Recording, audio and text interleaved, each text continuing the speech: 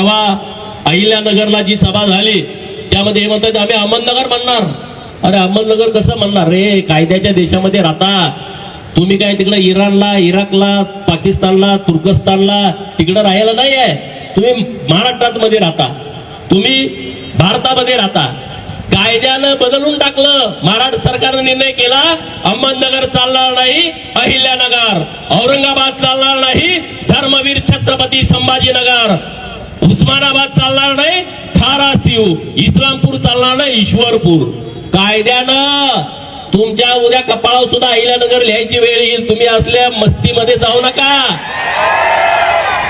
तुम्ही ते भाषणात बोलला तिथं बरे ठीक आहे. उद्या तुमचा पोरगा जन्माला आला, त्याच्या जन्माच्या दाखल्यावर अहिल्यानगर, त्याच्या जन्माच्या दाखल्यावरती धर्मवीर छत्रपती संभाजीनगर, त्याच्या दाखल्यावरती येणार धाराशिव, त्याच्या दाखल्यावरती येणार ईश्वरपूर.